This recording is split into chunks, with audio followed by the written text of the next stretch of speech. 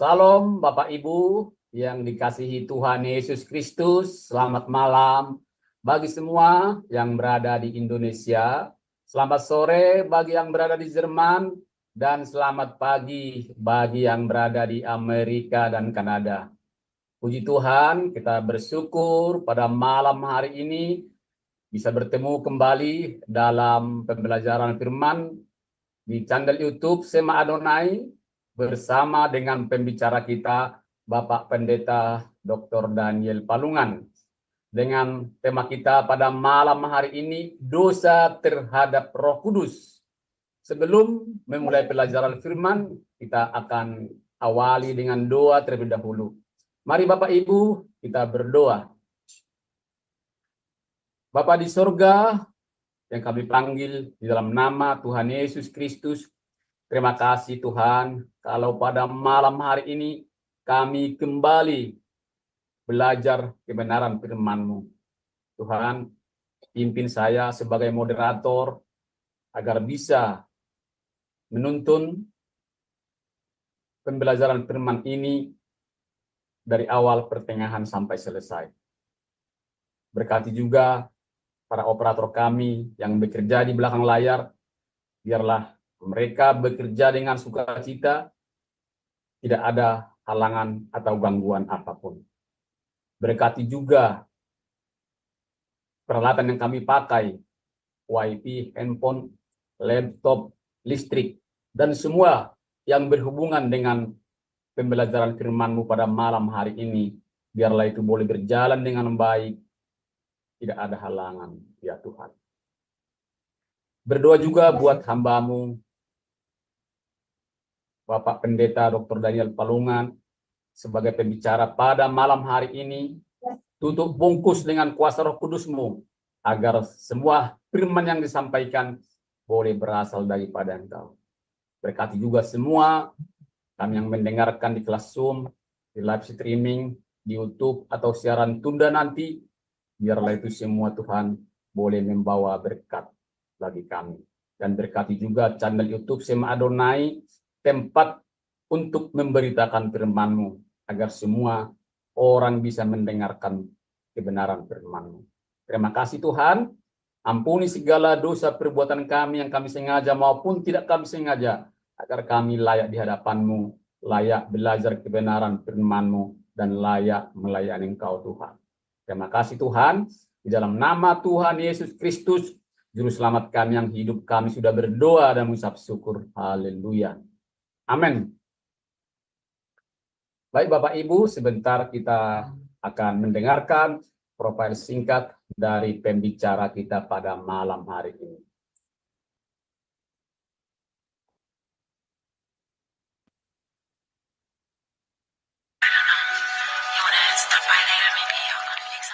Salam semua, pada kesempatan yang berbahagia kali ini, Sema Adonai akan memperkenalkan pengajar kita, yakni Bapak Pendeta Daniel Palungan.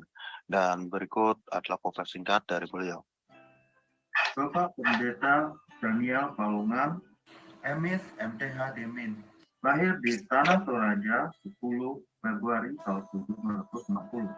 Pendidikan Teologi, PJAK Seminari Betel, Jakarta, mulai tahun 1981 hingga tahun 1984. FPTII Jakarta, Teologia, mulai dari tahun 1996 hingga tahun 2000. FPTII Jakarta, S2 Misiologi, dari mulai tahun 2000 hingga tahun 2002. FTT Antioquia, TCIST, S2 Sistematik Teologi, dari mulai tahun 2001 hingga tahun 2003. FTT Berkat di Ministry tahun 2002 hingga tahun 2004. Pelayanan Gembala GBI Jemaat Sola Gracia Ciledug, Tangerang. Ketua Bidang Teologia GBI Wilayah 6 DPD Banten, mulai tahun 2015 hingga tahun 2023. Pendiri dan Ketua STT Shalom Nusantara, mulai tahun 2001 hingga tahun 2013. Pendiri dan terlibat di BBCO sejak tahun 2021. Gembala di Sema Adonai Ibadah Online. Karya penulis buku Kingdom Speaker. pedoman praktis menggali Alkitab.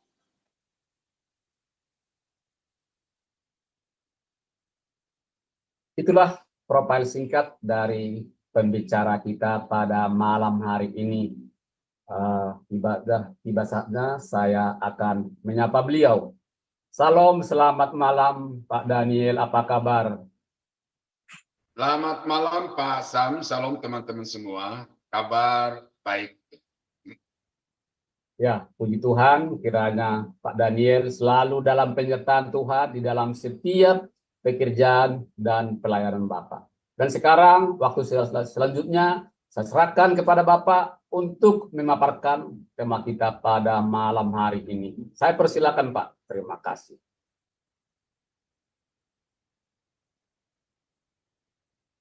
Terima kasih Pak Sam untuk pembukaannya dan selamat malam saudara-saudara yang saya kasihi di dalam Tuhan Yesus.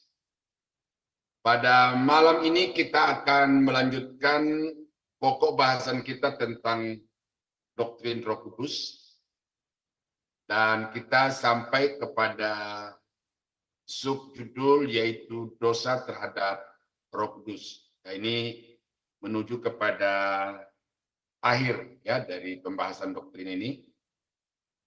Nah, jadi dosa terhadap Roh Kudus itu adalah satu poin yang sangat penting dari doktrin Roh Kudus yang saudara atau seluruh jemaat Tuhan itu perlu paham, supaya dengan demikian maka dia akan tahu menempatkan diri, dia akan tahu berpikir secara benar, dan juga tahu berkata-kata secara benar.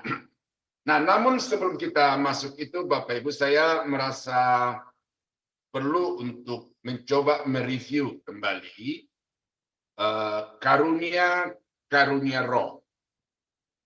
Karunia roh. Saya sudah katakan itu ada 3 kelompok, ada namanya karunia jawatan, karunia pelayanan, dan karunia roh. Karunia roh itu terdapat di dalam 1 Korintus pasal 12 ayat yang ke-8 sampai dengan ayat yang ke-10, yang kalau kita hitung maka dari ayat 8 sampai dengan ayat yang ke-10 itu seluruhnya ada 9 macam karunia roh, mulai dari berkata-kata dengan hikmat, ya, berkata-kata dengan hikmat sampai kepada karunia menafsirkan bahasa roh. Nah, 9 karunia bahasa roh ini, 9 karunia roh ini akan selalu ada.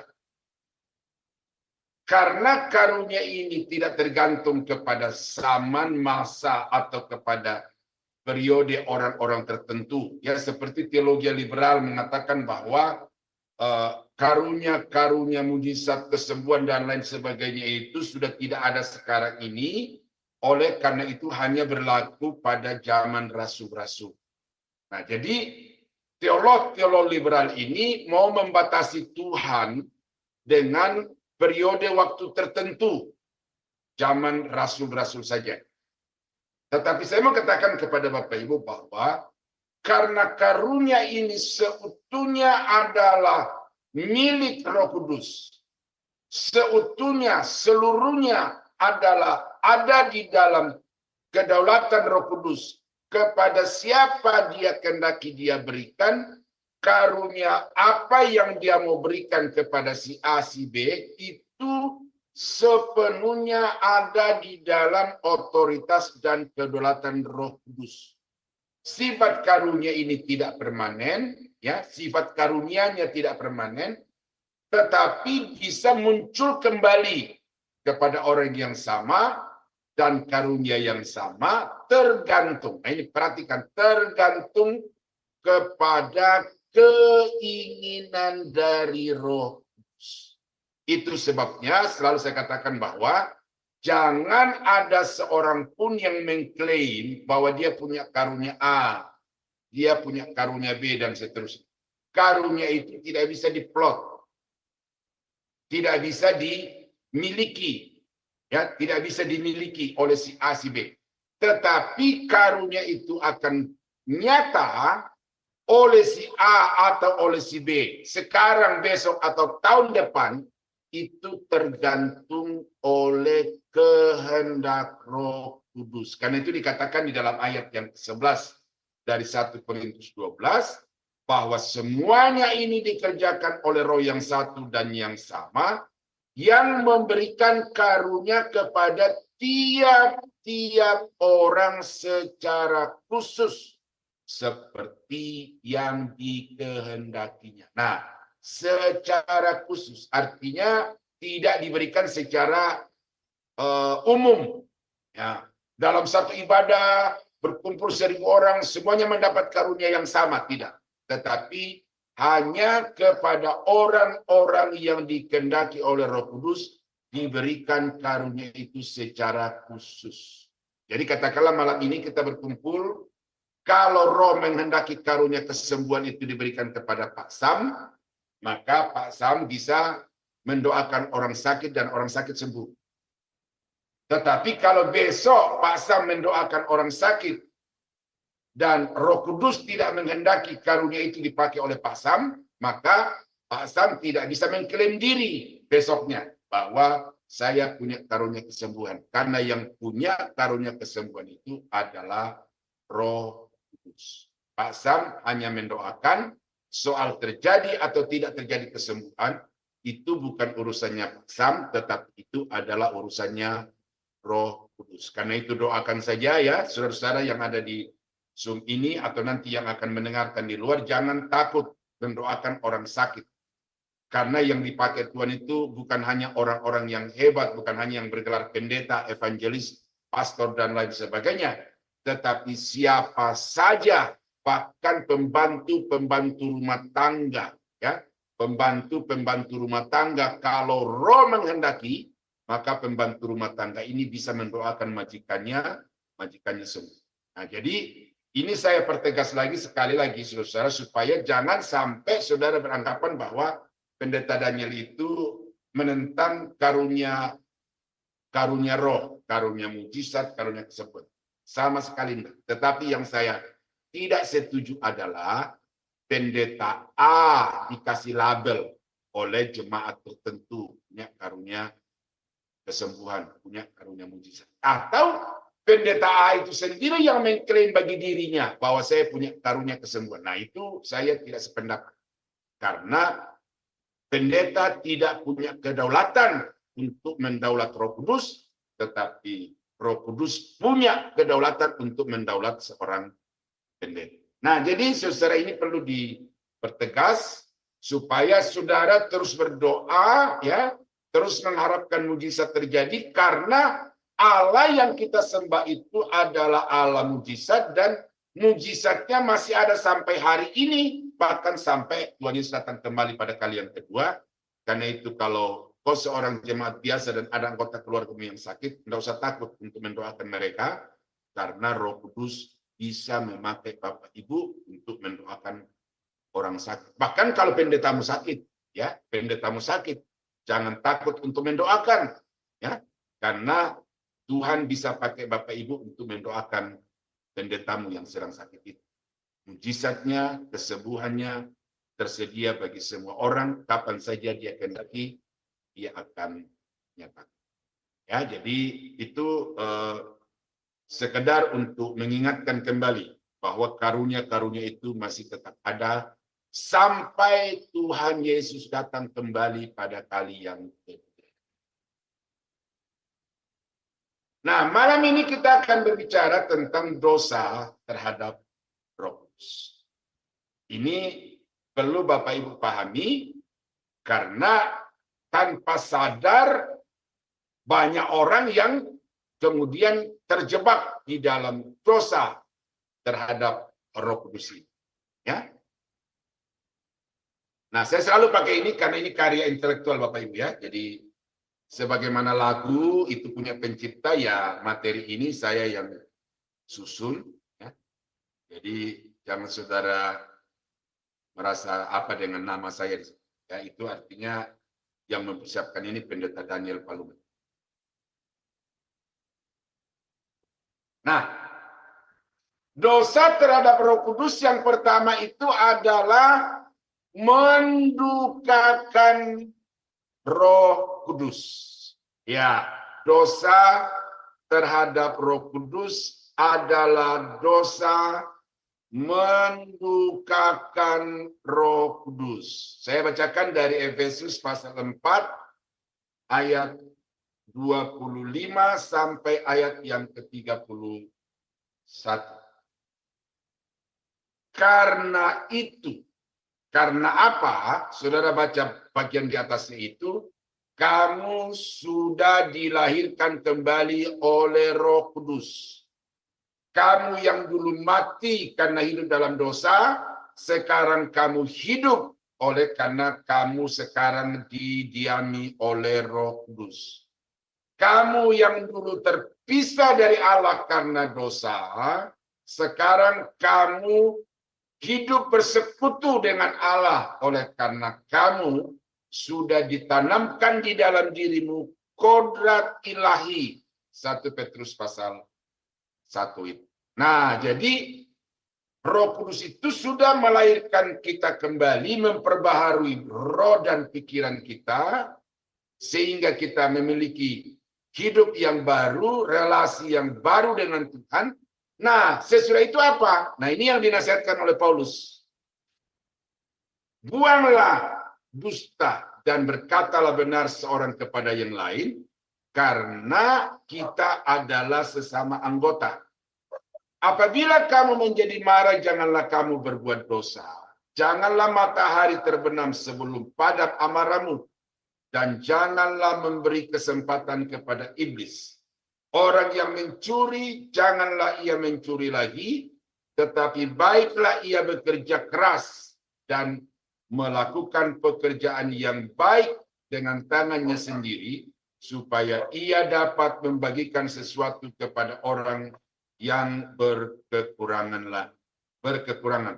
Janganlah ada perkataan kotor keluar dari mulutmu, tetapi pakailah perkataan yang baik untuk membangun di mana perlu, supaya mereka yang mendengarnya beroleh kasih karunia. Nah, ayat 30.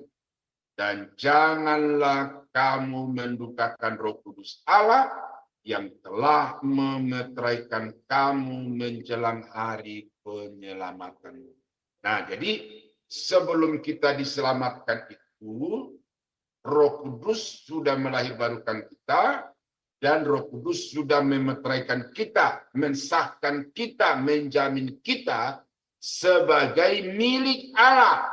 Ya, jadi Roh Kudus berkarya sebelum kita memiliki hidup baru. Kita masih di luar Tuhan, Roh Kudus sudah bekerja, dan pada saat Dia melahirkan kita kembali, pada saat Dia memeteraikan kita, pada saat yang sama juga Roh Kudus tinggal di dalam hati kita yang percaya. Nah, oleh karena itu maka jaga diri. Jangan sampai kita yang sudah didiami Roh Kudus, atau jangan sampai Roh Kudus yang sudah berdiam di dalam diri kita itu kemudian mengalami kedukaan, mengalami kesedihan. Nah, ini dosa yang tanpa sadar banyak dilakukan oleh orang-orang Kristen, bahkan oleh pendeta-pendeta, dan dosa mendukakan Roh Kudus. Apa itu? Yang pertama adalah pendusta, berkata dusta, ayat yang ke-25. Karena itu buanglah dusta dan berkatalah benar. Siapa di antara kita yang tidak pernah berdusta? Kalau dulu di luar Tuhan kita lakukan, itu mungkin kita nikmati. Kita anggap semacam satu strategi untuk mendapatkan apa yang kita inginkan. Tetapi sesudah kita didiami oleh Roh Kudus, maka dusta ini tidak boleh lagi kita lakukan.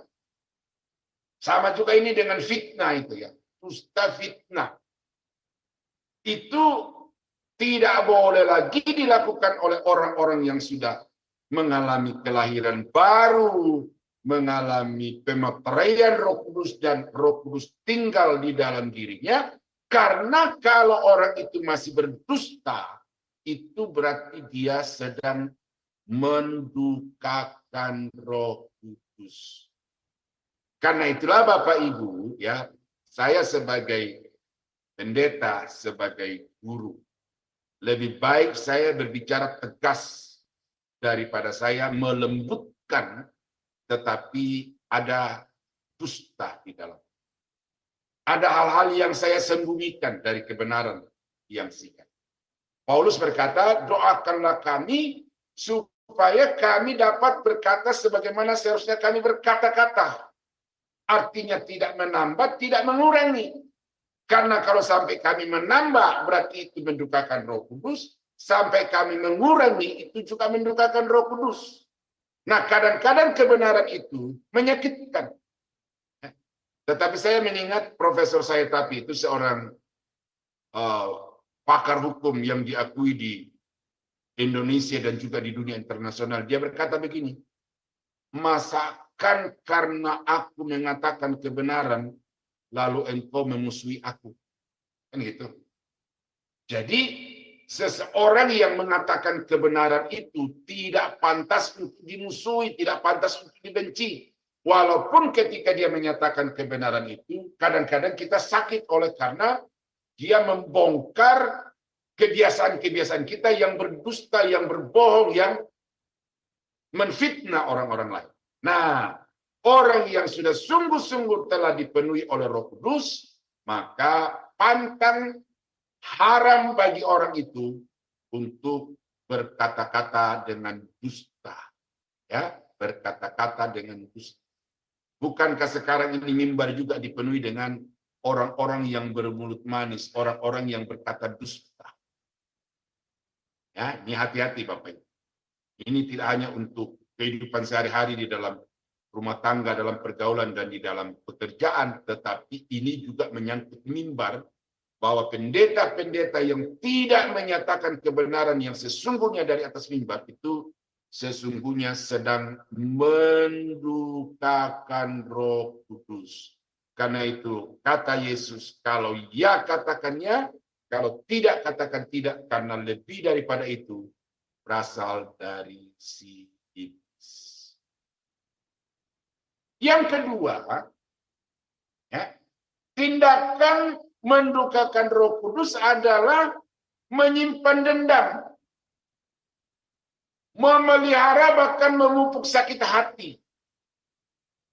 Sampai ada yang berkata sampai 7 turunan, aku tidak akan memberikan pengampunan. Nah itu kalau orang di luar Tuhan, ya urusan dia. Tetapi bagi saudara dan saya yang ada di dalam Tuhan, kita saling berurusan. Saya berurusan dengan saudara, saudara berurusan dengan saya, untuk kita saling mengingatkan bahwa sebagai anak-anak Tuhan, kita tidak boleh lagi menyimpan dendam, tidak boleh lagi memelihara kemarahan, kebencian itu. Nah ini dikatakan dalam 26-27. Apabila kamu menjadi marah, janganlah kamu berbuat dosa. Nah, di sini artinya apa? Seorang anak Tuhan boleh marah. Boleh marah kepada anak, marah kepada suami, marah kepada istri. Dalam arti marah untuk menegakkan kekudusan. Sebagaimana Yesus itu pergi ke bait Allah lalu menjungkir balikkan itu meja-meja penukar uang, lalu kemudian dia mencambuk itu penyamun-penyamun di situ. Itu dia marah. Tetapi marah dalam konteks menegakkan kebenaran, menegakkan kesucian. Nah, marah itu ada batas toleransinya. Diizinkan oleh Tuhan sebatas dia punya motivasi dan punya landasan yang kudus. Nah, makanya di sini kalau ada di antara kamu yang menjadi marah, jangan berbuat dosa. Nah, jangan ada karena kebencian, jangan karena kedengkian, jangan karena melampiaskan hawa nafsu, tetapi semata-mata demi kebenaran, kekudusan, dan kesucian. Karena kita adalah sesama, janganlah matahari terbenam sebelum padam amarah. Ya, jadi marah dalam batas-batas tertentu itu diperlukan. Karena kalau kita tidak marah berarti kita tidak tegas, tidak punya prinsip. Nah, Tuhan juga kadang-kadang di dalam menegakkan prinsip dan kebenaran itu seperti ekspresinya itu kadang-kadang marah, dan Alkitab mengatakan maka murkalah Tuhan, marahlah Tuhan. Kenapa? Karena dosa, karena kejahatan. Maka itu sebabnya dia harus menghancurkan kejahatan itu dengan tindakan-tindakan yang diistilahkan dalam Alkitab seperti marah sebagai murka. Nah, tetapi jangan sampai matahari terbenam sebelum amarahmu padam. Jangan memberi kesempatan kepada iblis. Nah, ini Bapak Ibu. Kadang-kadang kita memupuk marah. Saya sudah pernah saksikan bahwa pada tanggal 1 Januari 2016 itu, saya dibawakan pisau golok dan obeng oleh ponakan-ponakan mau membunuh saya. Itu ketika saya diperlakukan seperti itu luar biasa, di dalam hati saya itu gejolak. Ingin untuk melampiaskan juga kemarahan itu kembali, tetapi masih dikendalikan oleh Roh Kudus pikiran saya sehingga saya berpikir wajar dan tidak bertindak apa-apa. Dan 2 tahun saya mengalami pergumulan itu di dalam diri saya, karena saya tidak pernah membayangkan orang yang makan dari tangan saya kemudian mengangkat pisau, mengangkat golok, lalu kemudian mengacungkan obeng untuk mau membunuh saya.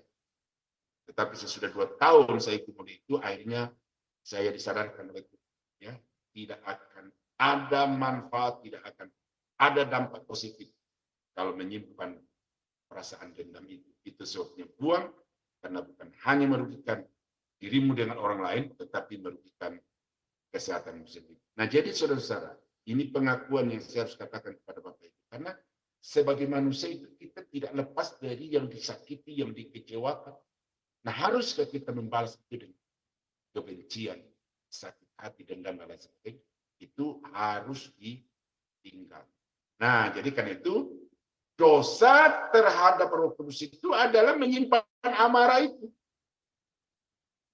Nah, kalau pendeta-pendeta menyimpan amarah, ya saya katakan ini dosanya 2 kali lipat. Dia mengajarkan kepada jemaat untuk mengampuni, tetapi dia sendiri menyimpan dendam. Dan itu nyata, susah. Nyata. Di dalam setiap pergantian kepemimpinan, baik secara lokal, secara nasional, itu kita melihat bagaimana pemimpin-pemimpin itu dulu sempat disakiti, sekarang ketika dia naik, dia balas itu sakit hatinya dengan sikap tindakan atau dengan memproduk peraturan-peraturan yang menjatuhkan atau membatasi ruang gerak dari lawan politiknya di dalam gereja. Itu pendeta. Nah, berarti apa? Dosa mendukakan Roh Kudus ini sekali lagi bukan hanya terjadi di dalam kehidupan jemaat, tetapi segala lapisan, segala tingkat kerohanian, mulai dari jemaat biasa sampai kepada rohaniawan, pimpinan tertinggi baik secara gereja lokal maupun pimpinan sinode. Ya, jadi hati-hati Bapak Ibu. Dosa mendukakan Roh Kudus itu dengan menyimpan dendam. Nah, perilaku tidak berubah. Ayat yang ke-28, orang yang mencuri janganlah ia mencuri lagi, tetapi baiklah ia bekerja keras dan melakukan pekerjaan yang baik dengan tangannya sendiri, supaya ia dapat membagikan sesuatu kepada orang yang berkekurangan. Katanya sudah Kristen, sudah lahir baru, sudah dibaptis, sudah melayani di gereja, tetapi perilakunya tidak berubah. Ini banyak pendeta-pendeta, sudah berkali-kali juga saya katakan itu, bahwa hari Minggu pagi, ya ini bukan pendeta secara khusus, tapi majelis-majelis gereja gitu kan, pelayan-pelayan di dalam gereja, ini di kampung kami begitu. pagi ke gereja gendong Alkitab, tetapi sore hari pergi ke galangan gendong ayam.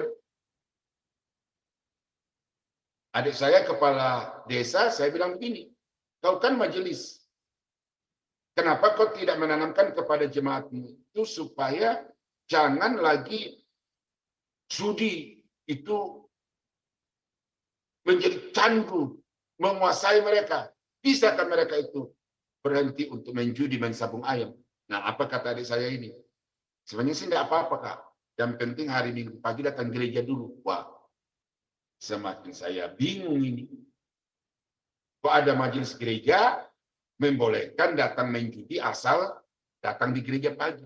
Jadi dipikirnya gereja itu, orang Kristen itu cukup datang berbakti, nyanyi, dengar khotbah, psikoleknya udah selesai. Dia tidak sadar bahwa sesungguhnya kekristenan itu adalah seluruh aspek kehidupan di dalam segala bidang kerja. Itu harus nampak perubahan yang radikal, ya, yang radikal. Dulu suka mukul istri, sekarang sayang istri sehabis-habis. Dulu suka main judi, tipu kelabui orang, sekarang stop main judi, bekerja dengan tenaga, dengan kekuatan yang ada padanya, lalu kemudian dia murah hati untuk memberikan kepada orang-orang yang berkekurangan. Nah, itu yang benar. Tetapi yang kita lihat sekarang itu adalah agamanya Kristen, datang gereja berbakti secara rutin, tetapi mabuk-mabuk. Mabuk-mabuk, merampok, korupsi, mencuri, dan lain sebagainya. Alkitab mengatakan, ya, jangan engkau mengambil yang bukan hakmu.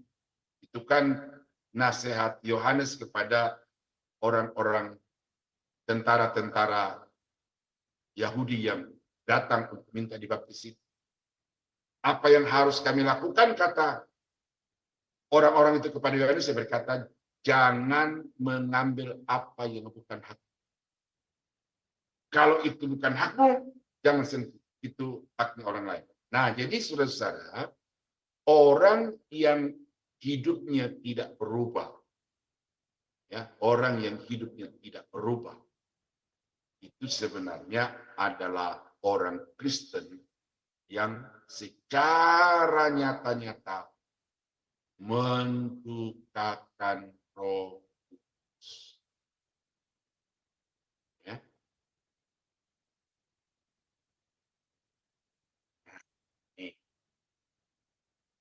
Yang keempat, apa yang dimaksud dengan mendukakan Roh Kudus ini dari bacaan kita tadi itu terdapat dalam ayat yang ke-29. Jangan ada perkataan kotor keluar dari mulutmu, tetapi pakailah perkataan yang baik untuk membangun di mana perlu, supaya mereka yang mendengarnya beroleh kasih karunia. Jadi mendukakan Roh Kudus itu dengan mulut, di mana hari Minggu pagi kita berbakti, kita pakai mulut kita untuk memuji menyembah Tuhan. Di hari Minggu siang sampai kepada hari Minggu pagi lagi minggu berikutnya, itu mulut kita ini mengeluarkan kata-kata kotor, kata-kata kasar, sumpah serapah. Ya. Cucu-cucu saya itu saya pernah bentak. Bahkan sempat saya strap. HP mereka saya ambil lalu saya simpan, oleh karena pada saat mereka main bersama itu memang sudah kebiasaan, dan ini sesuatu yang tidak boleh kita kompromi. Dengan teman-temannya itu keluar kata-kata yang tidak pantas untuk kita ucap. Mungkin kita bisa katakan itu kan anak-anak kecil, biarin saja. Tetapi kita yang sudah ada di dalam Tuhan itu, ketika mereka mendengarkan kata-kata yang maki-maki, yang merendahkan, yang mempersekusi teman-temannya itu kan sudah sakit di dalam roh kita itu. Nah, apatah lagi kalau sudah melihat orang dewasa, sudah melihat di gereja, sudah melihat melayani, terlibat dalam pelayanan, tetapi kemudian kata-katanya di dalam kehidupan sehari-hari itu kata-kata yang tidak pantas, kata-kata yang tidak bernilai, tidak berbobot, tidak memberi manfaat positif. itu kita sedih. Nah, apatah lagi Roh Kudus yang berdiam di dalam kamu akan terlebih merasa sedih, merasa duka oleh karena dari mulut kita ini terlontar kata-kata kotor, kata-kata sumpah serapah, kata-kata makian, dan itu umum kita dengar, itu dilakukan oleh semua orang. Saudara pernah dengar tokoh agama yang berdoa? Ini tokoh agama ya, tapi dalam konteks sebagai rohaniawan itu berkata, ya Allah, berikanlah kepada orang itu penyakit yang tidak ada obatnya. Bangkrutkan perusahaannya. Itu rohaniawan itu. Jadi hati-hati bahwa perkataan kita itu dapat mendukakan Roh Kudus, karena itu usahakanlah supaya kata-kata yang keluar dari mulut kita adalah kata-kata yang benar, ya, kata-kata yang benar. Ini yang selalu saya tekankan di dalam kelas pada murid-murid saya ketika mereka berdiri di atas mimbar. Jangan sekali-sekali membiarkan diri digoda oleh keinginan-keinginan untuk menyenangkan umat demi mendapatkan sesuatu, tetapi katakan saja kebenaran itu apa adanya, dan soal apa yang didapat dari pelayanan itu adalah urusan Tuhan yang menyuruh dia untuk berkhotbah di depan jemaat. Nah, itu yang pertama, ya. Jadi mendukakan Roh Kudus ini dengan dusta, dengan dendam, dengan perilaku yang tidak pernah berubah, dan dengan kata-kata yang tidak pantas itu perlu kita hindari agar kita tidak menjadi orang yang mendukakan Roh. Oh, masih ada. Memelihara kepahitan. Ayat yang ke-31. Ya. Segala kepahitan, kegeraman, kemarahan, pertikaian, dan fitnah hendaklah dibuang dari antara kamu. Demikian pula segala kejahatan. Nah, ini tadi saya sudah kasih di pendusta tadi itu, dan tetapi karena ini ayatnya ada dan jelas bahwa jangan sampai kepahitan itu bertumbuh kembang di dalam kehidupan kita, karena kalau kepahitan itu bertumbuh kembang, maka itu akan menjadi satu tindakan nyata mendukakan Roh Kudus, dan itu adalah dosa.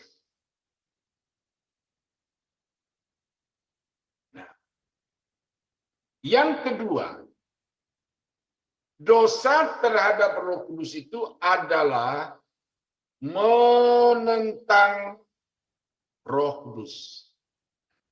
Saya bacakan ayatnya ya, dalam satu ayat dulu, Kisah Rasul pasal 7, ayat yang ke-51.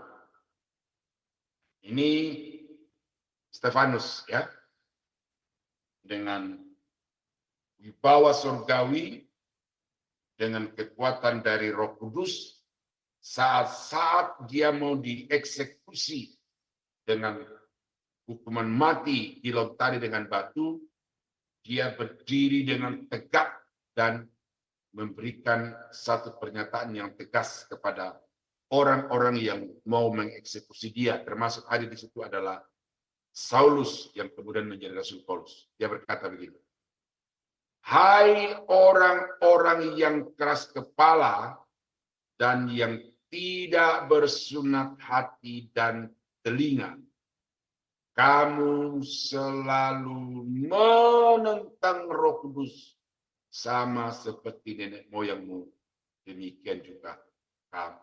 Wah, ini suatu pernyataan yang meneplak, Bapak. Ya, itu seperti muka yang dilempar dengan kotoran manusia, menyakitkan, mengecewakan. Tetapi ini satu kebenaran yang dinyatakan oleh Stefanus kepada orang-orang Yahudi, bahwa nenek moyangmu, dari zaman nenek moyangmu sampai generasi kamu sekarang ini, kamu tetap sama saja orang-orang yang tidak pernah mau patuh kepada Roh Kudus, tetapi orang-orang yang selalu menentang Roh Kudus. Ini dosa yang nyata dilakukan oleh orang-orang yang beragama, orang-orang yang sangat religius seperti orang-orang Yahudi yang begitu rela mempertaruhkan nyawa demi agama mereka, tetapi kemudian tanpa sadar mereka berbuat dosa terhadap Roh Kudus.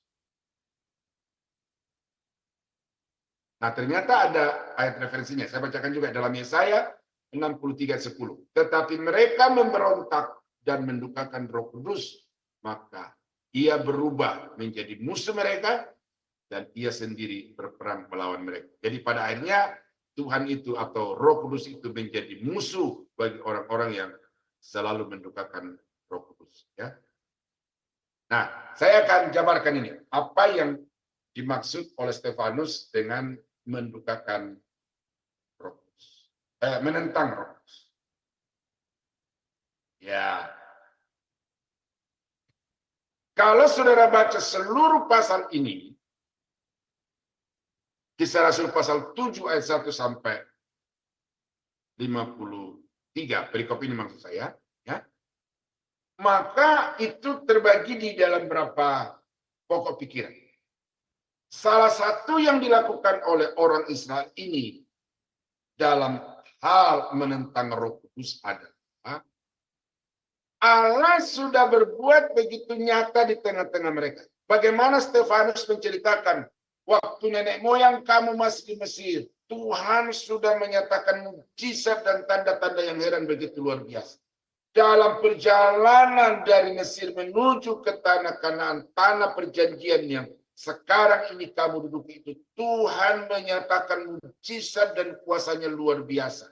Sehingga seharusnya tidak ada alasan untuk tidak menyembah, untuk tidak berbakti, untuk tidak beribadah kepadanya. Tetapi karena kamu dasar memang bangsa yang tegar tengkuk, keras kepala, maka kamu ketika mengalami kesusahan datang kepada Tuhan untuk minta pertolongan Tuhan. Tetapi ketika kamu sudah ditolong oleh Tuhan, sudah diberikan kesejahteraan, kemakmuran, kamu kemudian berpaling dan menyembah kepada berhala-berhala. Itu sudah baca itu di dalam ayat 1 sampai 43.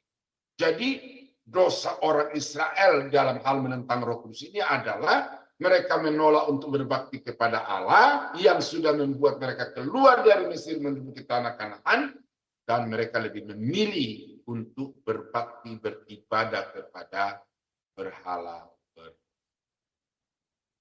Ya, ini penting. Mungkin saudara berpikir kita sekarang udah nggak ada itu. Ya. Tetapi berhala itu secara historis itu adalah patung-patung, itu adalah dewa-dewa yang disembah oleh orang-orang Israel dan suku-suku yang ada di sekitarnya, itu secara historis. Tetapi secara empiris, berhala, dewa-dewa berhala itu adalah sesuatu yang kita setarakan dengan Allah di dalam kehidupan kita. Kita berkata, saya suka berbakti beribadah kepada Tuhan. Tetapi saya juga suka main golf. Karena itu ketika ada main golf pada hari Minggu, maka meninggalkan hari Minggu berbakti kepada Tuhan untuk pergi main golf. Atau suku-suku bangsa di Indonesia yang sinkritis. Sinkritis itu artinya gini, dia percaya kepada Allah, Tuhan Yesus, tetapi dia tidak mau meninggalkan kepercayaan kepada kepercayaan tradisional, kepercayaan suku. Seperti di berbagai tempat di Indonesia. Itu di Sumatera ada namanya Paramalim, di Tanah Toraja itu namanya Aluk Todolo, menyembah kepada arwah-arwah. Dan dua-duanya dijalankan. Hari Minggu datang di gereja, tetapi hari-hari lain itu membaktikan diri kepada arwah-arwah orang mati. Nah, kami di Toraja itu bulan Agustus ini adalah musim untuk orang diperkenankan pergi ke kuburan. Nah, saudara bisa melihat bagaimana maraknya orang-orang datang ke kuburan itu untuk memperlakukan orang-orang jasad, orang-orang keluarga-keluarga mereka yang sudah puluhan, bahkan mungkin sudah ratusan tahun yang lalu meninggal itu. Oleh karena apa? Karena ini sebagai satu ekspresi bagaimana mereka menghormati arwah leluhur-leluhur mereka. Saya tidak katakan bahwa itu sesuatu yang salah, Bapak. Ya. Pergi merawat kuburan itu bukan berarti sesuatu yang secara nyata dikatakan itu salah, tetapi percaya, menyembah, mengandalkan orang-orang yang sudah meninggal itu untuk kemudian diharapkan memberi pertolongan dan berkat. Nah, itu yang tidak boleh. Nah, jadi saudaranya hati-hati ya, jangan sampai kata-kata saya ini dipotong lalu kemudian diplesetkan bahwa pendeta Daniel membolehkan orang datang ke kuburan menyembah, enggak, ya. Bahwa kita bersiara, bahwa kita membersihkan kuburan itu bagi saya tidak masalah. Tetapi kalau sampai meletakkan pengharapan kepada orang-orang yang sudah meninggal, itu menentang Roh Kudus. Dan itu yang dilakukan oleh bangsa Israel. Ya, jadi jangan sampai saudara hanya secara agama percaya kepada Yesus, tetapi di dalam praktek kehidupan menyembah kepada berhala-berhala. Dan ini ada di semua suku di Indonesia. Ya, saya berkeliling beberapa suku dan daerah Kristen saya temukan itu. Nah, keras kepala. Kita baca di dalam ayat yang ke-51. Hai orang-orang yang keras kepala dan yang tidak bersunat hati dan telinga. Di depan mata kamu sudah melihat bagaimana Yesus mendemonstrasikan kuasa keilahiannya. Bahwa di mata kamu itu memang manusia biasa, tetapi di dalam pelayanannya itu dia mendemonstrasikan, memanifestasikan perbuatan-perbuatan yang adalah mustahil dilakukan oleh manusia biasa, tetapi kamu tidak mau percaya kepada apa yang dikatakan oleh Yesus. Sudah baca itu ya, bagaimana di dalam pelayanan Tuhan Yesus, di dalam tempat Injil. Dan sampai di sini, Stefanus mengatakan kepada mereka, kamu ini dasar orang-orang yang keras kepala. Tidak mau disadarkan, tidak mau membuka hati bagi kebenaran, tetapi semuanya main pokoknya. Ya. Pokoknya saya tidak mau, pokoknya saya tidak suka, pokoknya saya mau yang ini itu. Nah, orang-orang seperti itu adalah orang-orang yang keras kepala. Bukankah ini juga terjadi di dalam kehidupan masyarakat kita kan? Ada orang-orang yang dia pokoknya no argumen, tetapi pokoknya. Dalam rumah tangga juga gitu, seringkali antara suami dan istri itu terjadi deadlock di dalam satu komunikasi oleh karena satu pihak itu berkata pokoknya. Nah, kalau sudah begitu berarti apa? Keras hati, keras kepala. Dan orang-orang seperti itu dalam kaitannya dengan kebenaran firman Tuhan, orang itu adalah orang yang keras kepala. Ya, sudah diyakinkan Yesus, Tuhan Yesus Juru Selamat, tetapi tetap menolak. Nah, itu orang keras kepala.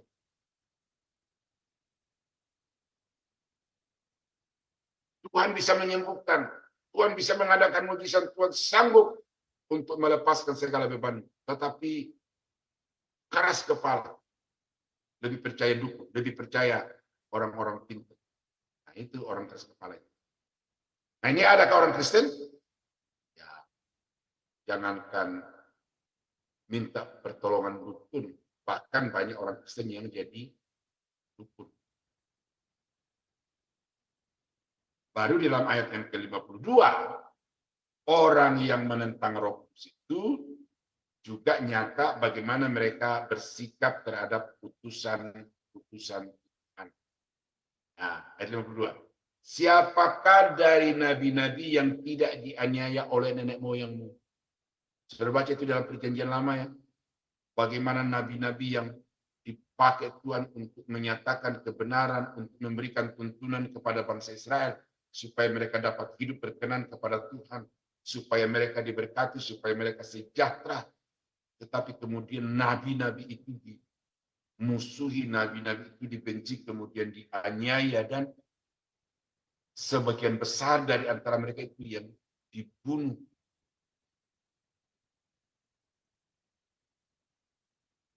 Saudara baca di dalam Ibrani pasal 11. Dunia ini tidak layak bagi mereka. Oleh karena apa? Karena dunia ini begitu membenci kepada mereka. Dilontari dengan batu, dipenggal dengan pedang, dimasukkan ke dalam pohon yang sudah berlubang di tengah-tengahnya, lalu kemudian digergaji bersama-sama dengan kayu. Itu adalah perbuatan dari nenek moyang bangsa Israel yang keras kepala, yang selalu menentang Tuhan itu dengan melenyapkan hamba-hamba Tuhan yang diutus untuk menyampaikan suara Tuhan kepada mereka. Masuk kepada perjanjian baru, sama Bapak Ibu. Bagaimana rasul-rasul itu. Saudara lulik di YouTube itu, air hidup para rasul. Saudara baca semuanya, berapa yang mati secara normal? Hampir tidak ada yang mati normal. Semuanya mati secara menyedihkan karena dianiaya, disiksa. Ya. Dan masih berlangsung terus sampai hari ini. Mungkin bukan lagi dengan kekerasan fisik, tetapi bagaimana hamba-hamba Tuhan itu ditentang, dilawan dengan segala cara, bahkan kemudian ada yang diusir secara paksa dari pelayanan oleh majelis gereja, oleh tua-tua di dalam gereja. Itu adalah orang-orang yang keras. Menentang hamba-hamba Tuhan. Itu adalah dosa terhadap Roh Kudus. Nah, lalu ayat yang ke-53. Kamu telah menerima hukum Taurat yang disampaikan oleh malaikat-malaikat. Akan tetapi kamu tidak menurutinya. Saya setiap hari Selasa berbicara SMA. Setiap hari Jumat mengajar ke SMA Adonai. Setiap hari Minggu dua minggu sekali. Itu menyampaikan firman Tuhan. Di gereja saya khotbah, di mana-mana saya khotbah. Saya menyampaikan firman Tuhan. Nah, sekarang apakah saudara yang mendengarkan ajaran itu saudara terapkan atau biarkan saja berlalu? Bersamaan dengan di closingnya Zoom, maka hati Bapak Ibu, pikiran Bapak Ibu juga close untuk firman Tuhan. Padahal firman Tuhan itu disampaikan dalam tempo setengah 1 jam itu supaya saudara pahami, lalu kemudian diterapkan di dalam kehidupan saudara setiap hari di mana saja. Baik di rumah, di gereja, di pelayanan, di tengah-tengah masyarakat. Pedomani Alkitab itu. Tetapi karena dasar penentang-penentang Roh Kudus, ya orang bilang masuk telinga kanan, keluar telinga kiri. Begitu dia keluar dari pintu gereja, yang pulang di bawah itu adalah Alkitabnya secara fisik, tetapi firman Tuhan yang didengarnya dalam khotbah itu tinggal di dalam ruang gereja, tempat di mana mereka beribadah. Nah, ini adalah orang-orang yang menentang Roh Kudus karena mereka tidak mau peduli kepada apa yang dikatakan oleh firman. Ya, jadi ini penting. Dan itu bukan baru sekarang, tetapi dari dulu perjanjian lama, dari dulu zaman Tuhan Yesus, dari dulu zaman Bapak-Bapak gereja, dan sampai hari ini, bahkan di masa yang akan datang, dosa terhadap Roh Kudus ini masih akan terus berlanjut.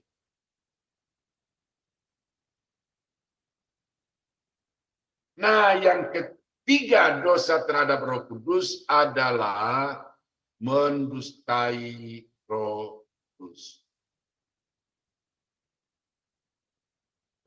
Itu terdapat di dalam Kisah Rasul pasal 5 ayat 1 sampai ayat yang ke-11, kisah tentang Ananias dan Safira.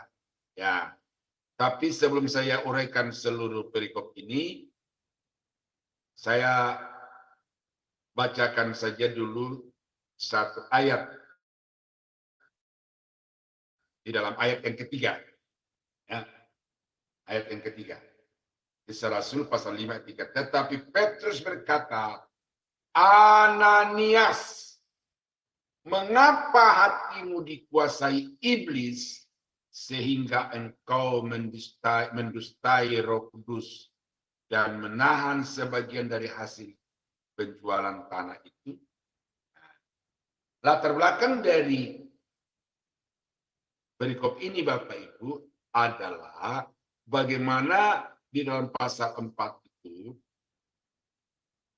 jemaat yang mula-mula di Yerusalem itu dikatakan di dalam ayat yang ke-34 dari pasal 4.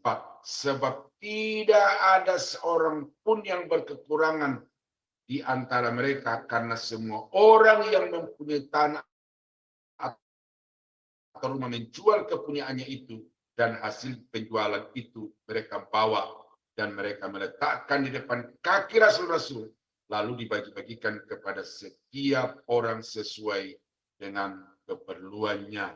Demikian pula dengan Yusuf yang oleh rasul-rasul disebut Barnabas, artinya anak penghiburan seorang Lewi dari Siprus. Ia menjual ladang miliknya lalu membawa uangnya itu dan meletakkannya di depan kaki rasul-rasul. Nah, itu sudah merupakan satu kehidupan dari jemaat mula-mula. Dan ini bukan aturan. Ini bukan ketetapan. Ya, kamu yang punya rumah, kamu yang punya mobil jual lalu bawa ke jemaat, itu tidak pernah diajarkan oleh rasul-rasul. Tidak pernah. Ya. Tetapi masing-masing orang karena dikuasai dengan cinta, dikuasai dengan kasih Kristus, lalu tergerak sendiri untuk menjual ladangnya, menjual rumahnya, lalu hasil penjualan itu diserahkan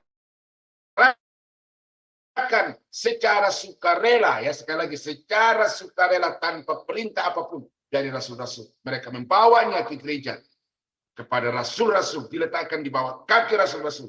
Lalu oleh rasul-rasul berdasarkan hikmat Tuhan dikelola persembahan jemaat itu secara baik sehingga mensejahterakan semua orang-orang kudus pada waktu. Nah, lalu di situ ada orang yang bernama Ananias, suami istri Safira. Mau berbuat juga. Mungkin dia pikir, wah masa tetangga kita jual tanah seluas 1 hektar, kita masa 100 meter aja nggak bisa sih. Mereka jual. Tetapi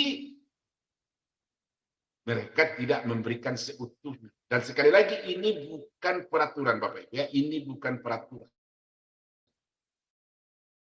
Sebenarnya tanpa Ananias dan Safira menjual tanah itu, kalau memang mereka tidak mau menjual, tidak ada paksaan, mereka tidak berbuat dosa.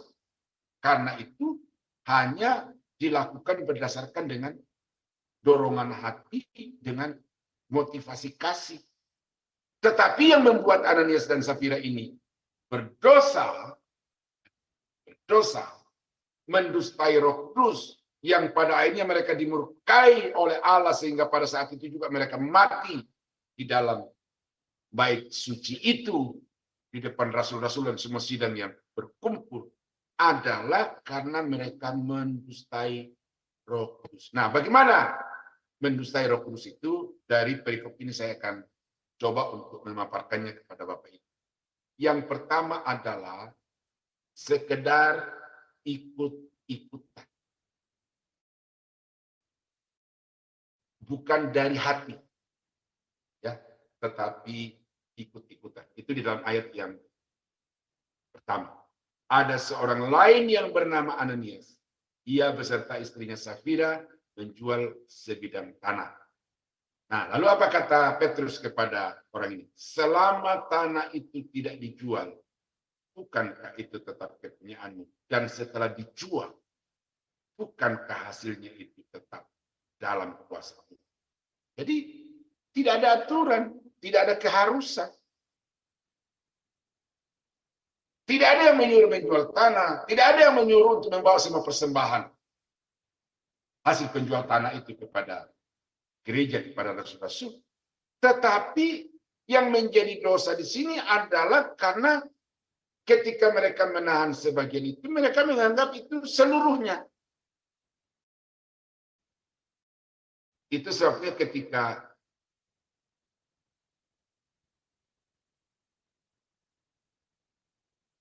ayat 8, ketika Safira masuk, ketika kata Petrus kepadanya, katakanlah kepadaku dengan harga sekian katana itu kami jual. Jawab perempuan itu, betul. Jadi tidak dengan sepenuh hati, tetapi hanya mau supaya dilihat, hanya mau supaya dipandang, hanya mau supaya seperti orang lain. Jadi saya mau sampaikan ini kepada Bapak Ibu. Kalau ada yang mau terlibat di dalam pelayanan hanya karena ingin seperti orang lain, kau sedang mendustai Roh Kudus. Itu sebabnya masuk di dalam pelayanan pekerjaan Tuhan itu harus dari hati. Harus dengan gaya sendiri. Tidak usah ikut gaya-gaya orang. Harus dengan kemampuan sendiri. Tidak usah memaksakan diri untuk mencapai standar kemampuan orang lain. Tidak perlu. Jadi dari hatimu, lakukan sesuai dengan kapasitasmu, dengan sepenuh hati kau lakukan itu berkenan. Tetapi kalau kau melakukan hanya supaya engkau bisa dilihat orang, bahkan ada yang kemudian aktualisasi diri, menjadikan pelayanan sebagai aktualisasi diri supaya bisa diterima. Ini kan kebutuhan psikologi yang dipaparkan oleh Abraham Maslow. Kebutuhan hakiki manusia itu salah satunya adalah bagaimana supaya dia bisa diterima. Maka ya kita bergaul, kita mengikuti gaya orang lain. Bagaimana supaya kita diakui, maka kita harus mengaktualisasikan diri dalam bentuk pelayanan ini. Nah, orang-orang seperti itu adalah pendusta terhadap Roh Kudus. Dan lambat atau cepat, Bapak Ibu akan menerima konsekuensi dari sikap yang tidak dari hati, tetapi karena ada pengaruh-pengaruh eksternal. Jadi karena itu saudara, maka layani Tuhan sesuai dengan karunia-Mu, sesuai dengan dorongan hatimu, dan lakukan dengan segenap hati dan segenap hati. Ya, itu kesalahan pertama dari Ananias. Nah, yang kedua adalah bersepakat dalam kebohongan. Salah ketik. Bersepakat dalam kebohongan. Ayat yang kedua. Dan dengan setahu istrinya, ia menahan sebagian dari hasil penjualan itu. Dan sebagian lain dibawa dan diletakkan di depan kaki rasul-rasul. Jadi suami istri ini ada kompromi. Tetapi kompromi di dalam kebohongan. Nah ini hati-hati Bapak Ibu. Kadang-kadang di dalam tim kita itu juga ada seperti itu. Demi mencapai tujuan, demi maksud-maksud terselubung, kita mengadakan kompromi-kompromi. Jangan sampai sudah berpikir bahwa Tuhan tidak tahu. Ya. Makanya sekarang saudara saya berusaha untuk mengubah penampilan, tetapi di atas semua yang saya pegang itu bahwa penampilan itu tidak sebanding dengan berkata benar. Mengajar benar. Jadi karena itu mengajar benar dengan sepenuh hati, dengan siap untuk menanggung segala risiko, itu lebih penting daripada sekedar penampilan. Nah, jadi jangan sampai kita melakukan kompromi-kompromi untuk kepentingan-kepentingan tertentu. Makanya saudara-saudara, di dalam kepengurusan gereja itu secara wilayah atau secara nasional, saya melihat bahwa politik di dunia sekuler itu masih lebih dapat dipahami dibandingkan dengan politik yang berlaku dalam gereja. Cekal mencekal. Ya kan? Bagaimana membangun faksi-faksi untuk membangun satu perlawanan. bagaimana mempergunakan kekuatan pengaruh, kekuatan keuangan, kekuatan tim untuk menghancurkan lawan politik di dalam negeri. Dan ini real. Itu kesepakatan-sepakatan. Nah, karena itu gereja sekarang itu, saya sudah katakan itu, perusak gereja itu dari dalam karena orang-orang yang memiliki permufakatan jahat dalam arti hanya untuk kepentingan diri sendiri, kepentingan kelompok, kepentingan sesaat, dan bukan untuk kepentingan kemuliaan. Saya sebagai hamba Tuhan yang menggeluti pendidikan teologi dari tingkat SLTA sampai kepada S3 itu, merasa miris kalau yang mengambil keputusan teologi di dalam gereja itu adalah orang-orang yang hanya karena punya posisi, hanya karena punya status sosial, tetapi tidak punya pemahaman teologi yang mumpuni. Itulah hasil atau bukti dari persepakatan permufakatan. Dan itu adalah orang-orang yang mendustai Roh Kudus. Berkata dusta ini adalah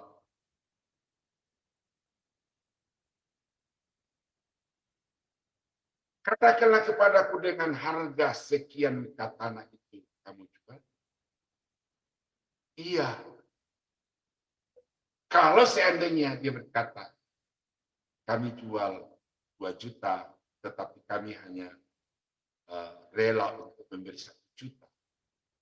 Mungkin ceritanya lain. Mungkin ceritanya lain. Ini hanya berandai-andai saja. Okay? Karena sudah terjadi faktanya. Tetapi dia membenarkan kebohongan yang dilakukan oleh suaminya dan dia sendiri ikut berbohong dengan mengatakan iya betul. Kami segitu saja. Nah, jadi berkata dusta adalah tindakan mendustai Roh Kudus. Hati-hati. Ya. Di dalam kelas saya tegaskan ini.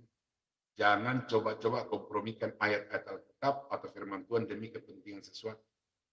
Itu pendustaan di tempat yang tersuci di dalam gereja. Kalau itu dilakukan seorang pendeta dari atas mimbar.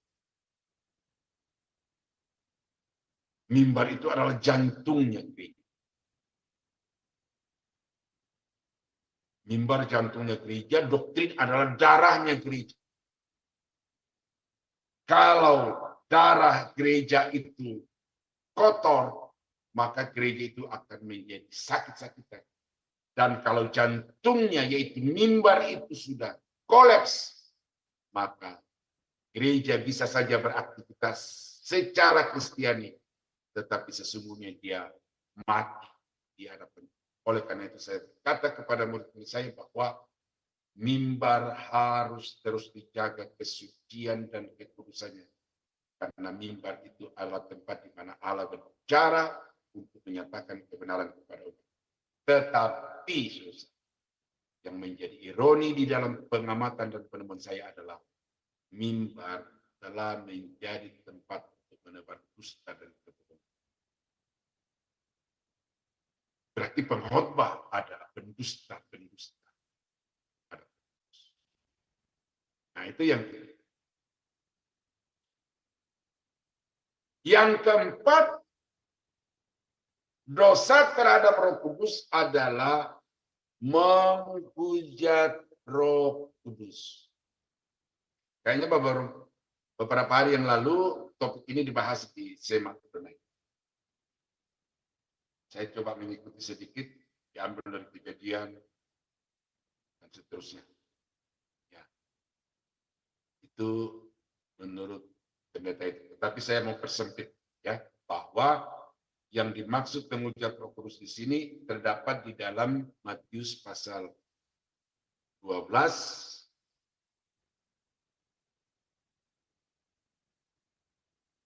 ayat yang ke-22 mulai sampai dengan ayat yang ke-42 ya. Tetapi saya mau bacakan sampai 37 ya. Tetapi saya membacakan dari ayat yang ke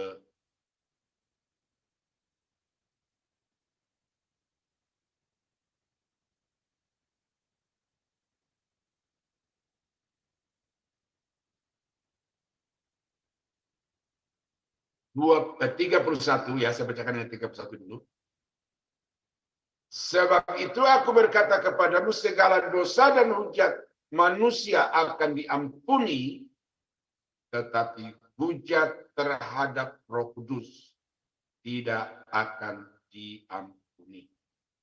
Apabila seorang mengucapkan sesuatu menentang anak manusia, ia akan diampuni, tetapi jika ia menentang Roh Kudus, ia tidak akan diampuni di dunia ini tidak, dan di dunia yang akan datang pun tidak. Artinya di dalam bahasa yang ayat paralel di dalam perikop yang lain, di Injil yang lain itu, ia berbuat dosa kekal. Nah, ini serius Bapak Ibu ya. Saya sudah baca nonton di YouTube, banyak orang yang menafsirkannya tetapi menguraikannya, tetapi menurut saya mereka belum melihat konteks ini secara lebih dalam. Nah, apa yang dimaksud dengan menghujat Roh Kudus menurut Matius pasal 12 ayat 22 sampai 37. Yang pertama adalah mengingkari kenyataan sejarah. Apa yang saya maksud di sini?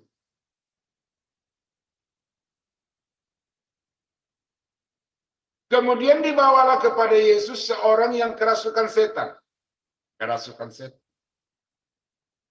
Orang ini sudah tidak bisa lepas karena dia sudah dikuasai oleh setan. Nah, lalu secara fisik orang itu buta dan bisu.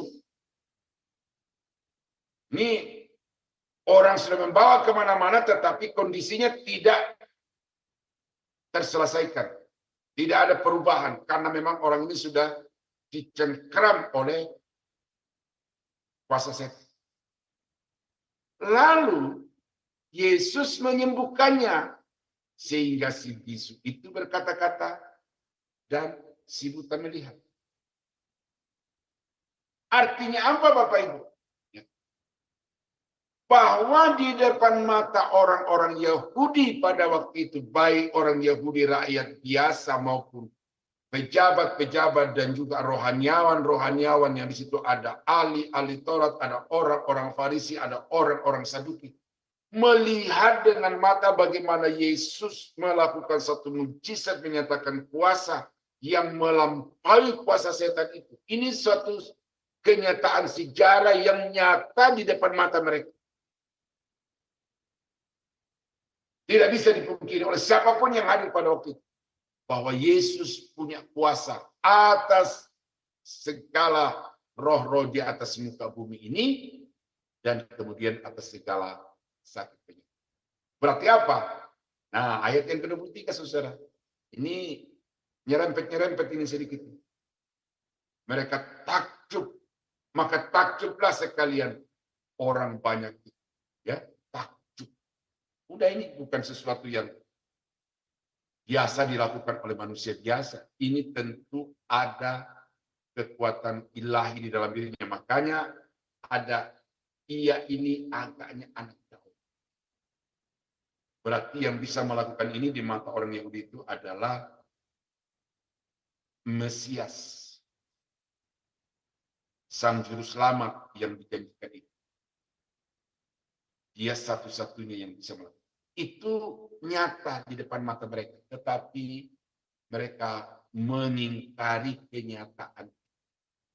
Nah, ini yang membuat kita berbeda. Orang Kristen zaman sekarang, mujizat yang dilakukan Yesus itu tidak dilihat dengan mata. Ya, Bapak Ibu, ya, tidak dilihat dengan mata. Seperti saudara melihat saya sekarang ini sedang berbicara kepada Bapak Ibu langsung. Nah, itu namanya melihat dengan mata. Tapi kalau film itu bukan melihat langsung. Karena itu kisah yang divisualkan. Kalau saudara mendengar melalui khotbah, melalui firman, itu saudara tidak melihat dengan mata. Saudara hanya mendengar tentang apa yang Yesus lakukan.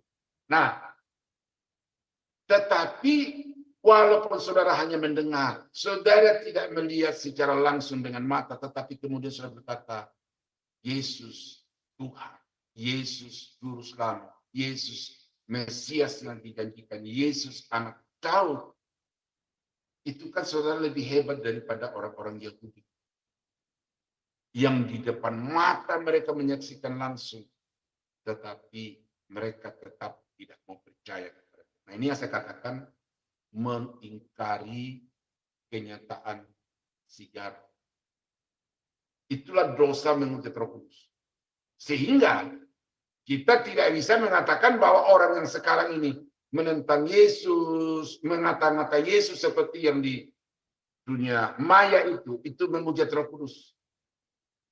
Itu tidak level itu. Kenapa? Karena orang-orang kita, generasi kita sekarang ini, itu tidak pernah lagi melihat Yesus melakukan mujizat secara langsung. Ya, nanti saya akan simpulkan di bagian akhir, karena ini menjadi klimaks dari pembahasan malam ini. Tetapi yang pertama dulu adalah yang membedakan saya dengan saudara dan orang-orang Yahudi pada waktu itu tentang apa yang dilakukan Yesus adalah mereka melihat dengan mata secara langsung, sementara saudara hanya mendengar. Berarti yang melihat dengan langsung dan menyangkal ketuhanan Yesus itu dosanya lebih hebat dibandingkan dengan saudara yang mendengar dan tidak percaya. Satu. Yang kedua, kalau kita baca di dalam kitab, tidak ada dosa yang tidak ada pengampunannya dari Tuhan. Berarti dosa apapun yang saudara buat sekarang ini atau yang generasi kita buat sekarang ini, termasuk memaki-maki dan mencaci Tuhan Yesus, itu tetap ada pengampunan. Ya nanti ya. Yang kedua, mereka menolak Yesus sebagai Mesias. Jelas-jelas apa yang dilakukan oleh Yesus itu bukan hanya dalam kisah ini, tetapi kisah-kisah sebelumnya itu dia menunjukkan kuasa keilahiannya. Salah satunya adalah dengan mengampuni dosa itu. Tetapi justru dengan Yesus mempergunakan otoritas keilahiannya untuk mengampuni dosa itu, oleh orang-orang Yahudi dianggap sebagai menghujat Allah. Nah, dengan mereka menyangkali atau menolak Yesus sebagai Mesias yang dijanjikan, itu adalah dosa terhadap Roh Kudus. Kenapa susah? Roh Kudus itu pekerjaannya adalah meyakinkan orang bahwa Yesus. Roh Kudus menginsafkan dunia bahwa dosa itu adalah dosa yang menolak Yesus sebagai itu dosa yang paling serius. Dan pada waktu itu ketika Yesus sedang mendemonstrasikan kuasa keilahiannya di depan orang-orang Yahudi itu, Roh Kudus itu bekerja di dalam hati mereka. Ini Tuhan, ini Juru Selamat, percayalah kepadanya. Tetapi kemudian mereka dengan berbagai dalih, mereka tetap tidak menolak. Mereka tetap tidak percaya, dan karena itu mereka dikategorikan sebagai penghujat Roh Kudus. Nah ini. Menyatakan Yesus sebagai sekutu Beelzebul. Kalau sekarang orang mengatakan Yesus itu tanda petik sekutunya iblis, ada pengampunan, bisa dimaklumi. Tetapi pada waktu itu dibawa kepadanya orang yang kerasukan setan. Lalu Yesus melawan setan itu, mengusir setan itu, menghancurkan setan itu. Tetapi kemudian ada orang berkata, oh ini dia mengusir setan dengan kuasa Beelzebul. Dipikirnya Yesus sedang main drama. Itu dosa yaitu dosa susah. Yesus tidak sedang main drama. Yesus sedang menunjukkan kuasa keilahiannya bahwa iblis itu tidak ada apa-apanya dibandingkan Yesus. Bahkan penghulu malaikat, penghulu setan yaitu Beelzebul itu di mata Yesus tidak ada apa-apanya. Karena itu Yesus bukan bawahan Beelzebul itu. Dia tidak mengusir setan atas nama Beelzebul, tidak. Tetapi dia mengusir setan atas dirinya sendiri, atas kuasanya sendiri. Dan Beelzebul itu juga akan dihancurkan oleh si Yesus. Tetapi kemudian ada orang yang berkata, ya, ayat 24, tetapi ketika orang Farisi mendengarnya, mereka berkata, dengan Beelzebul, penghulu setan, ia mengusir setan. Donditan, Kainama, kemudian Yahya Waloni, kemudian siapa lagi yang sekarang ini pergi menyebarkan fitnah tentang Yesus. Dari segi perbuatan dan sikapnya sama dengan orang-orang Farisi. Tetapi yang membuatnya berbeda adalah Kainama, Yahya Waloni, dan Donditan itu tidak melihat secara langsung bagaimana Yesus memanifestasikan kuasa itu. Jadi karena itu saya selalu berkeyakinan dan selalu saya tanamkan kepada semua jemaat dan murid saya bahwa tetap ada pengampunan bagi Donditan, bagi Yahya Waloni, bagi Kainama dan beberapa teman yang lain itu kalau mereka mau kembali kepada Tuhan, mengaku Yesus Tuhan. Jadi artinya apa? Mereka tidak terkategorikan di dalam penghujat-penghujat Roh Kudus. Ya. Tetapi orang-orang Farisi pada waktu itu depan mata, tapi mereka dengan keras hatinya dan dengan kejahatannya, wah itu anak buahnya Beelzebul. Nah ini, ya, itu yang membuat dikategorikan sebagai menghujat Roh Kudus. Memiliki perkataan yang baik, tetapi hati dan perilaku. Kita baca 34-35. Hai kamu keturunan ular beludak, bagaimanakah kamu dapat mengucapkan hal-hal yang baik, sedangkan kamu sendiri jahat? Karena yang diucapkan mulut meluap dari hati. Orang yang baik mengeluarkan hal-hal yang baik dari perbendaharaannya yang baik, dan orang yang jahat mengeluarkan hal-hal yang jahat dari perbendaharaannya yang jahat. Jadi mereka berkata manis kepada orang-orang sebangsanya, segenerasinya, kepada orang yang diajarkan ahli-ahli Taurat orang Farisi ini, tetapi hatinya itu diliputi dengan kejahatan, dikuasai dengan kejahatan. Itulah penghujat Roh Kudus. Nah, dengan demikian Bapak Ibu, kesimpulan saya tentang dosa menghujat Roh Kudus ini bahwa itu hanya dilakukan oleh orang-orang Yahudi pada zaman Yesus, yang di depan mata mereka sendiri bagaimana mereka menyaksikan, mengalami bagaimana kuasa keilahian Yesus itu. Dan Roh Kudus berkarya di dalam pikiran, dalam hati mereka untuk meyakinkan, tetapi mereka tidak mau percaya, maka orang itu dikategorikan penghujat. Nah, bisakah dosa ini dilakukan oleh orang sekarang? Atau manusia zaman sekarang? Bagi saya tidak ada. Sudah tidak ada dosa itu. Karena siapapun sekarang ini dosa sejahat, apapun sekeji, apapun yang dia lakukan, kalau dia mau datang kepada Tuhan dengan segenap hati dan percaya dengan sungguh-sungguh, maka pengampunan Allah berlaku bagi dia. Tetapi orang-orang yang sudah nolak Yesus pada waktu itu, maka mereka itu sudah ditentukan, sudah ditetapkan bahwa mereka tidak akan terbuka lagi pintu anugerah, pintu keselamatan.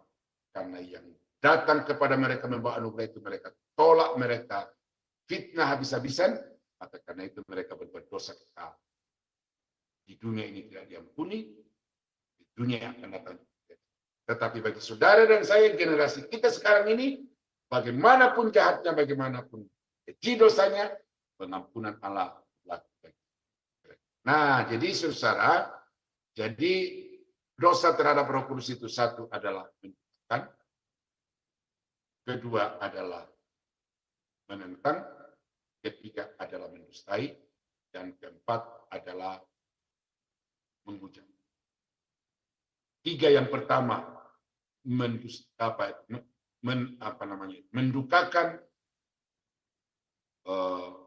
menentang dan mendustai itu berlaku sampai hari masih dilakukan oleh banyak orang Kristen, bahkan banyak pendeta, tetapi yang namanya menghujat Roh Kudus itu sudah tidak ada, karena kategorinya adalah hanya bagi orang-orang yang melihat dengan mata secara langsung, tetapi tidak mau mengakui Yesus sebagai itu.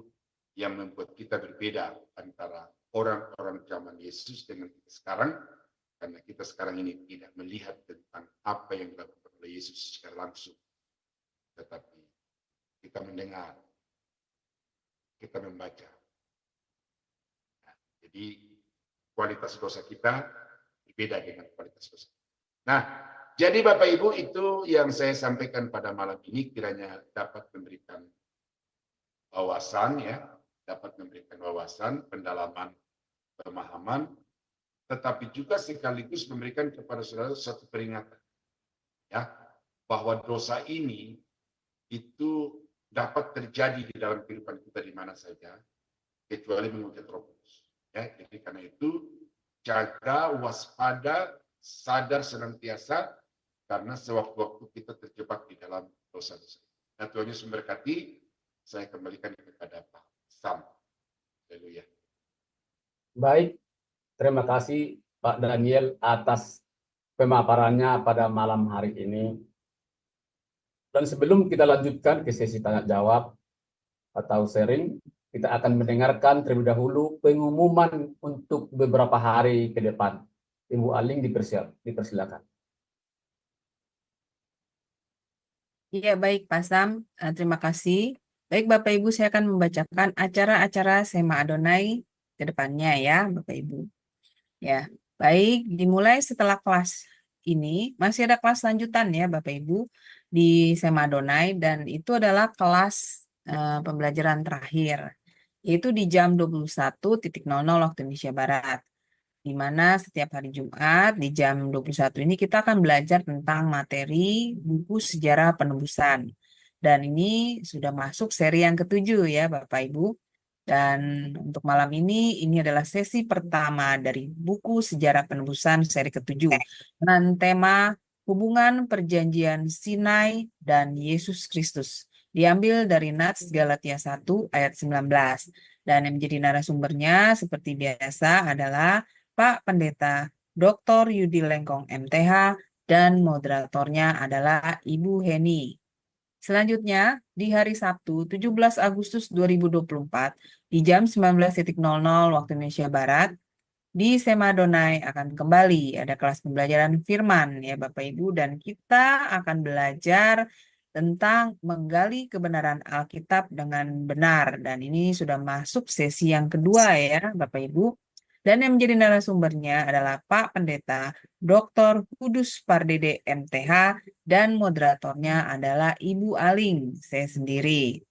Kemudian masih di hari yang sama ya Bapak Ibu, di jam 21.00 waktu Indonesia Barat, masih ada kelas pembelajaran firman Tuhan yang terakhir. Dan kita akan belajar tentang tema belajar dari Tuhan Yesus, kisah Sakeus. Dan yang menjadi narasumbernya adalah Pak Pendeta Dr. Jos Sudarman, dan moderatornya adalah Ibu Heni. Selanjutnya, ini adalah renungan pagi Sema Adonai ya Bapak Ibu, diadakan setiap hari mulai dari hari Senin sampai dengan Sabtu, dimulai dari jam 5.30 pagi. Dan dilayani oleh hamba-hamba Tuhan yang sangat memberkati. Jadi Bapak Ibu, untuk renungan pagi Sema Adonai Kemudian renungan pagi dari Bapak Gembala kami sendiri, yaitu Pak Pendeta Daniel Palungan, yang diadakan setiap hari Jumat 1 kali dalam seminggu, dan juga ibadah online Sema Adonai, hanya Bapak Ibu dapat ikuti lewat channel Cahaya Firman. Jadi untuk ketiga program Sema Adonai itu, Bapak Ibu hanya dapat ikuti lewat channel Cahaya Firman ya Bapak Ibu. Dan oleh karena itu bagi Bapak Ibu yang belum mensubscribe channel Cahaya Firman, tolong subscribe channel YouTube baru kami. Sehingga Bapak Ibu bisa mengikuti keseluruhan acara-acara Sema Adonai, terutama yang tidak di-live-kan di channel-channel lain.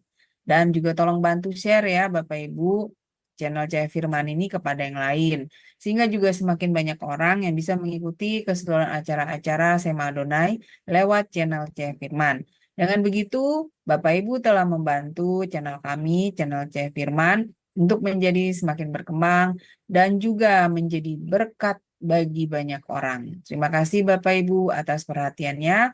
Tuhan berkati. Saya kembalikan kepada Pak Sam sebagai moderator. Dipersilakan Pak. Baik, terima kasih Ibu Ali. Itulah kegiatan yang dilakukan channel YouTube Sema Adonai untuk beberapa hari ke depan.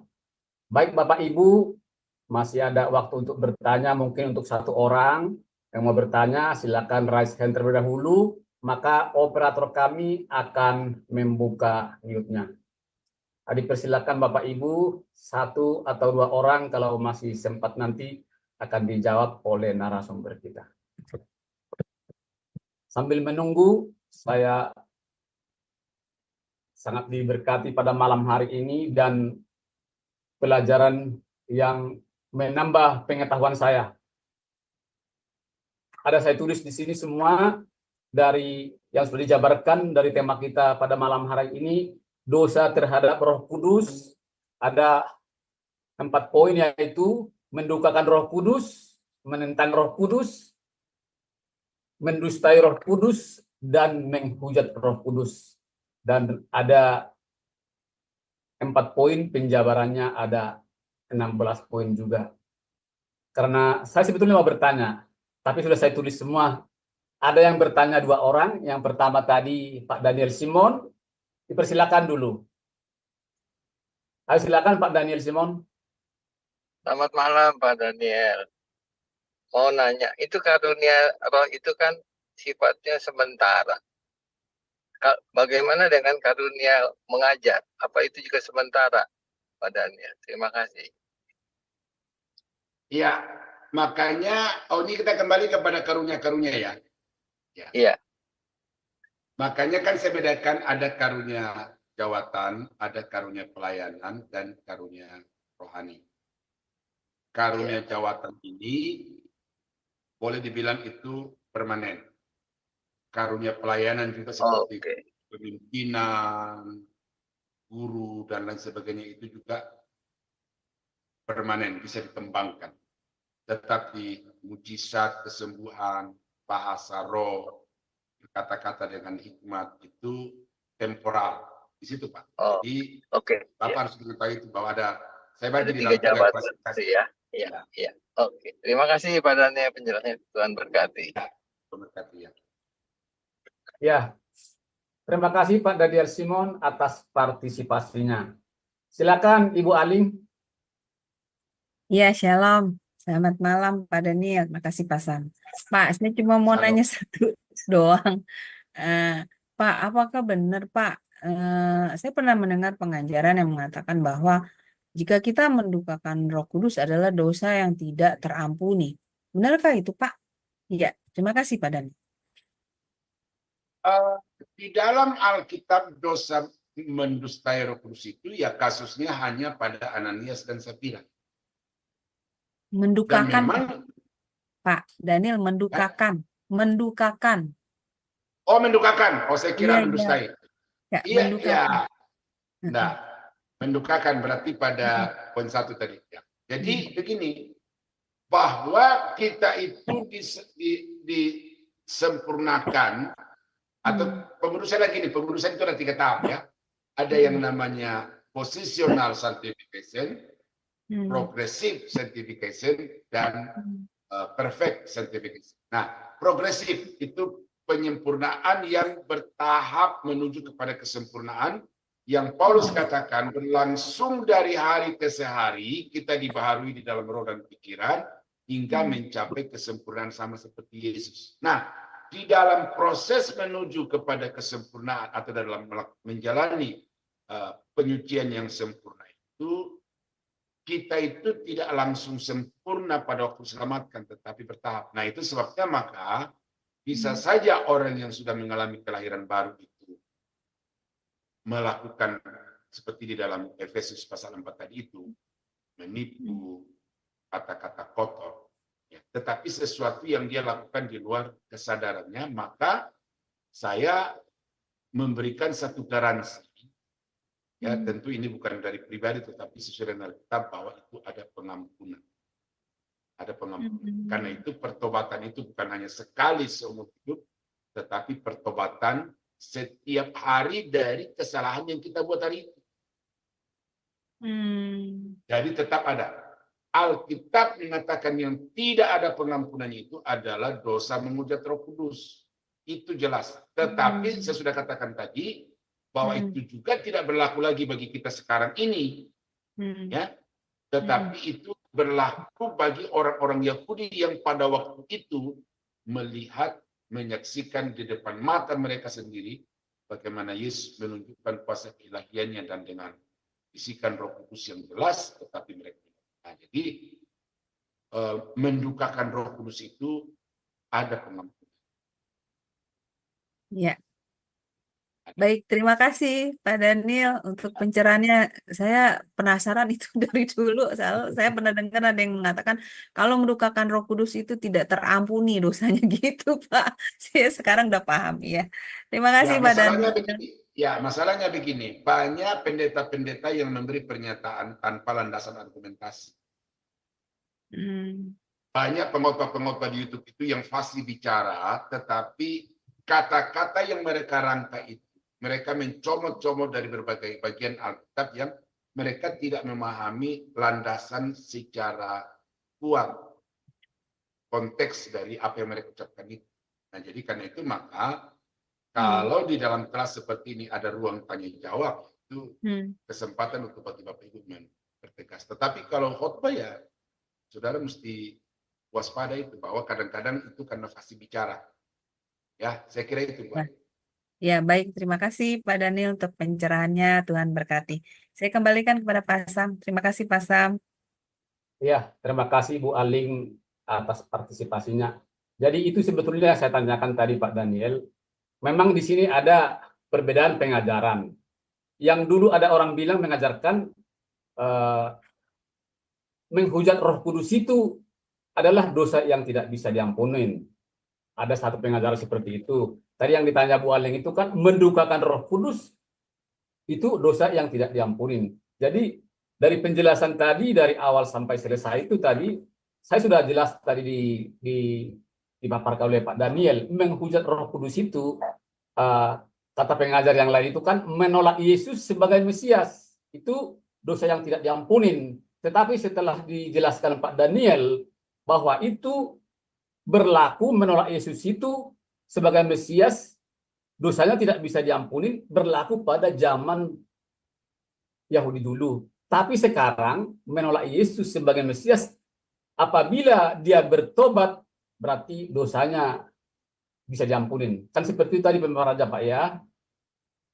Ya begitu Pak Sam. Jadi orang yang sekarang ini keras menentang Yesus, tapi pada suatu ketika dia bertobat, itu anugerah Allah melimpah-limpah lebih daripada dosanya. Jadi tidak masuk kategori menghujat Roh Kudus.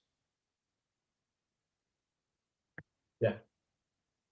Baik Pak Daniel, terima kasih semua pemaparannya dalam pelajaran firman pada malam hari ini dengan judul dosa terhadap Roh Kudus sudah dipaparkan dengan jelas. Baik Bapak Ibu, kalau kita masih kurang jelas bisa kita tonton ulang agar kita bisa lebih mengerti. Dan tadi juga saya tulis semua apa yang sudah dipaparkan poin-poinnya oleh Bapak Daniel. Jadi dari semua yang sudah kita bahas pada malam hari ini Pak Daniel, kalau masih ada tambahan atau sebagai closing statement, tolong ditambahkan dan sekalian ditutup dengan doa berkat. Dipersilakan Pak. Ya, puji Tuhan.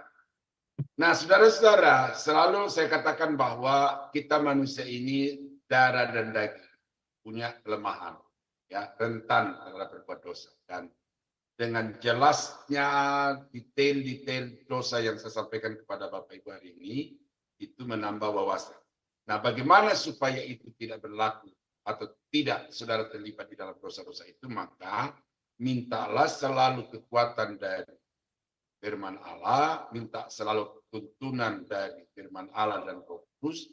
Dan ya, Petrus bilang berjaga-jaga karena iblis itu bagaikan singa yang mengaum-ngaum, ya, selalu mencari celah, selalu mencari momentum. Karena itu maka dengan firman Allah yang saya sampaikan kepada Bapak Ibu ini kiranya menambah kewaspadaan. Ya, kewaspadaan. Karena di mana saja segala jenis dosa tadi itu bisa kita lakukan. Dan karena itu maka hendaklah senantiasa berjalan di dalam terang firman Allah dan kuasa Roh Kudus supaya saudara dihindarkan dari berbagai dosa-dosa yang sudah disebut. Tuhan Yesus memberkati. Mari kita tunduk kepala dan berdoa. Bapa di surga, terima kasih karena kelas pembelajaran doktrin Roh Kudus pada hari ini sudah kami ikuti dan sampai pada akhirnya. Kiranya apa yang sudah kami pelajari itu dapat termaterai di dalam kehidupan kami supaya di mana saja kami berada, kami terhindar dari perkataan, pikiran, niat hati, dan perbuatan yang melukai Roh Kudus. Terima kasih Bapa, hamba-Mu berhenti berbicara, tapi kiranya Roh Kudus yang kami bicarakan pada malam ini akan terus berbicara di dalam hati pikiran kami, sehingga dimanapun kami berada, kami akan selalu melakukan apa yang baik, yang benar. Terima kasih Tuhan, kiri keras ini di dalam nama Yesus, Tuhan dan Yesus. Haleluya. Sidang jemaat yang dikasihi Tuhan, kiranya anugerah dari Allah Bapa di dalam surga, dan sejahtera dari Tuhan Yesus Kristus, serta persekutuan kuat kuasa Roh Kudus, kiranya menyertai kita sekalian dari sekarang sampai selama-lamanya. Di dalam nama Yesus, kami akhiri pembelajaran doktrin Roh Kudus pada malam ini. Haleluya. Amin. Amin. Baik Pak Daniel, terima kasih pengajarannya pada malam hari ini. Kiranya menjadi berkat bagi kami semua yang mendengarkan di kelas Zoom, maupun di live streaming, maupun nanti ditonton di YouTube siaran ulang. Jangan lupa Bapak Ibu, besok ada renungan pagi di Sema Adonai jam 05.30 waktu Indonesia bagian Barat. Terima kasih semuanya. Sampai di sini pembelajaran firman pada malam hari ini. Sampai jumpa di hari yang akan datang. Selamat malam. Tuhan Yesus memberkati. Salam.